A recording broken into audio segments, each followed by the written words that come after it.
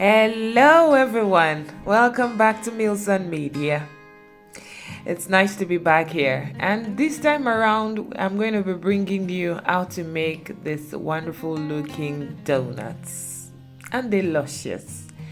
They are tasty, mouth-watering, succulent, delectable. So you've been trying to make those donuts that look like this, donuts that are not soggy, filled with oil, that look even, all brown, exactly like the restaurant style, or even probably better. This calls out your name, doesn't it? Yeah, I wish I could invite you to come join me. They really were delicious. Yummy, yummy, yummy donuts. So let's go right into it. We're going to be using 350 grams of flour and 37.5 grams of sugar. You want your measurements to be accurate because it determines how the consistency of your donut is. So you need 8 grams of vanilla sugar. And those were the dry ingredients. Now we're going to be preparing the wet ingredients, and we use milk, 7 grams of yeast. That's just a pack of yeast actually. You're going to whisk all those together, and then we would add 2 eggs, medium-sized eggs, and whisk everything until we have smooth consistency.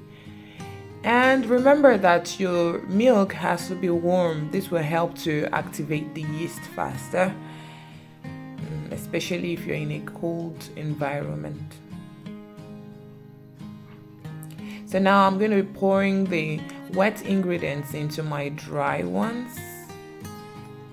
And I think it's just better to use your hands as long as you have it washed. So we use 28.4 grams of salted butter. But if you don't have salted butter, you can use just the normal butter and put a pinch of salt. It helps to bring out the taste in the donuts. So here we are. We knead everything together until it has the same consistency and everything is incorporated in the mixture, in the dough. Here we are. It's soft, it's pliable. That's what we want. And I'm going to be leaving it to rest for a while. This is called the first proofing. I would be covering it with a clean napkin and just put it somewhere in the kitchen where it is a bit warm. Here we are, we're back after about 30 minutes to 1 hour. The dough has doubled in size. You see that? Don't worry, we're not making a giant donut. So I try to punch out all the hair in the dough. I'm going to be bringing that out. Yes. You need some flour on the surface of the surface you're working on so that it doesn't stick.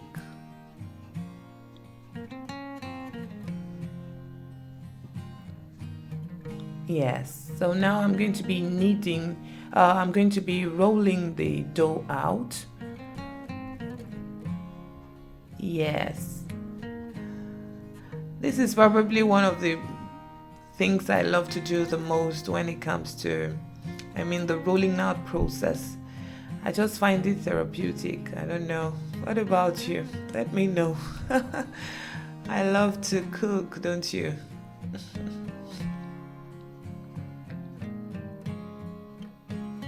So here I am trying to make little pieces of paper, and you'll see what I will do with them.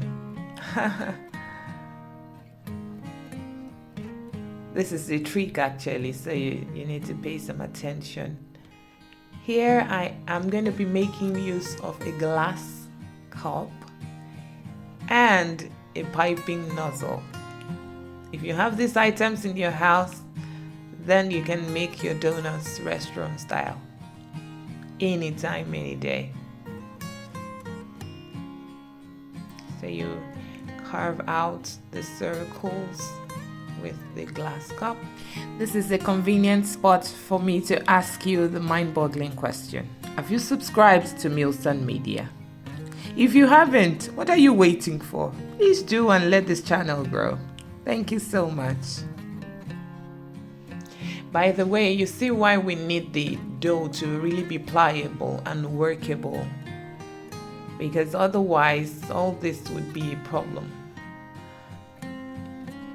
And you need to work fast as well. Remember, there is yeast in the dough and you don't want to overwork it, neither do you want it to be disturbed, you know.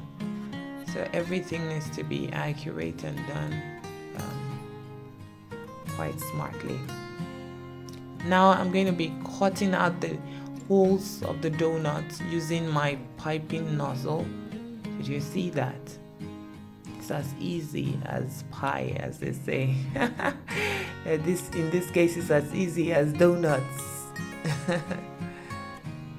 Alrighty, this is a convenient spot for me to remind you to please subscribe to my channel. Help this channel to grow.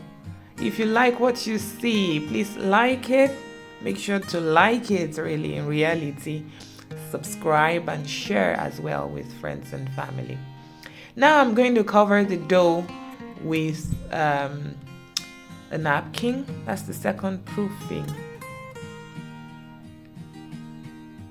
And then while that is getting ready, I'm trying to get my oil ready for deep frying. So I use the tiny pieces of dough here to see if the oil is hot enough.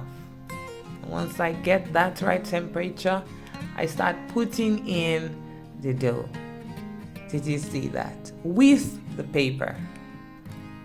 The point of this is that the donuts do not soak. They don't soak in the oil. And then the shape is retained, you know. It's really perfect. If you try it, you see what I mean.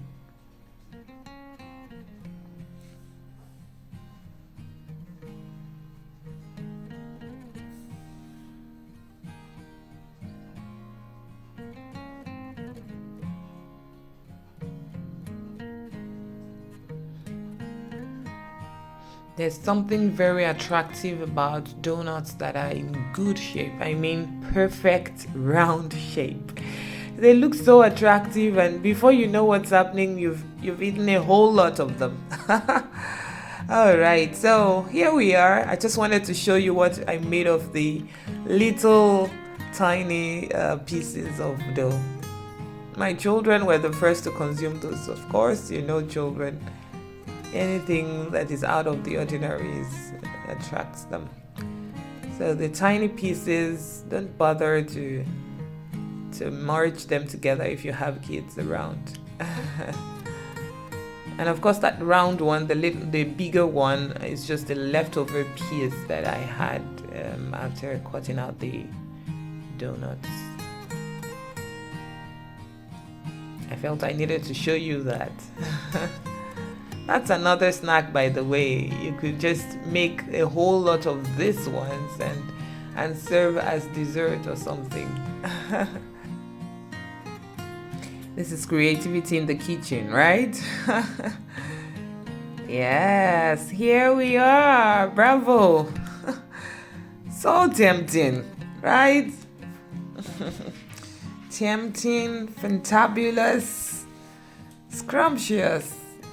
And they taste heavenly. Honestly, you wouldn't want to miss this.